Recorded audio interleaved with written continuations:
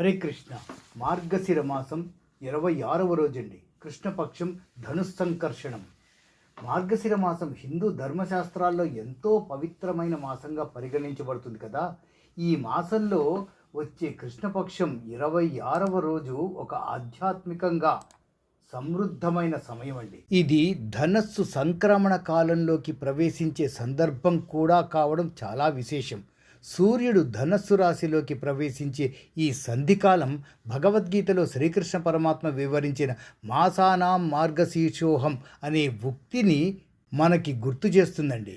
ఇది భగవంతుని అంతరంగిక అనుగ్రహాన్ని పొందే అద్భుతమైన అవకాశంగా భావించబడుతుంది. ఈ ధ్యాన కాలంలో భక్తులు పుణ్యకార్యాలు చేయడం, జపం, ధ్యానం, దానం వంటి కార్యాలలో నిమగ్నం అవ్వడం శ్రేయస్సుకు దారితీస్తుంది. ప్రాచీన కాలంలో ప్రజలు మార్గశిర మాసాన్ని పూర్తిగా ఆధ్యాత్మికంగా గడిపేవారు. కానీ నేటి తరానికి ఈ విలువలు కొంత దూరంగా వెళ్ళిపోతున్నట్టుగా అనిపిస్తుంది. ఆధునిక జీవన శైలి, వేగవంతమైన జీవిత చక్రం, అలాగే సాంకేతికతలో నిమగ్నమైన మనస్సులు ఈ మాసపు లోతైన అర్థాలను, పరమార్థాలను అనుసంధానించుకోవడంలో కొంత వెనుకబడ్డాయి. ఇలాంటి సమయాల్లో మనం మన పూర్వీకుల మార్గదర్శకత్వాన్ని, వారి ఆచారాలను గుర్తుంచుకోవడం అవసరం. మార్గశిర మాసం యొక్క దివ్యత్వాన్ని స్మరించుకుంటూ మన జీవితాల్లో ధర్మాన్ని, సత్యాన్ని అలవరపరుచుకోవాలన్న సంకల్పాన్ని మేల్కొల్పాలండి.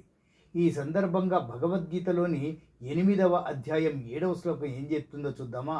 తస్మాత్ సర్వేషు కాలేషు మామనుస్మరయుధ్య చ మయ్యర్పిత మనోబుద్ధి మామే వైశ్యస్య సంశయ.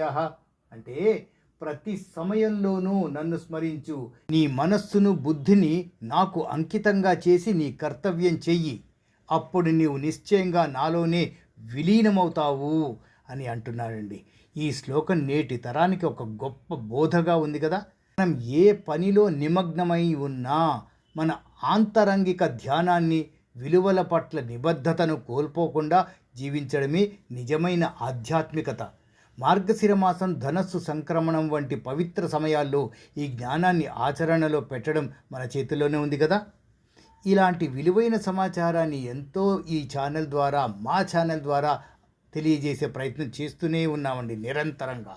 మీరు కూడా లైక్ చేయడం ద్వారా, సబ్స్క్రైబ్ చేయడం ద్వారా మీ సహాయాన్ని, సహకారాన్ని కోరుకుంటూ సర్వే జనా సుఖినో భవంతు, లోకాః సమస్తా సుఖినో భవంతు, శుభం భూయాత్. హరే కృష్ణ.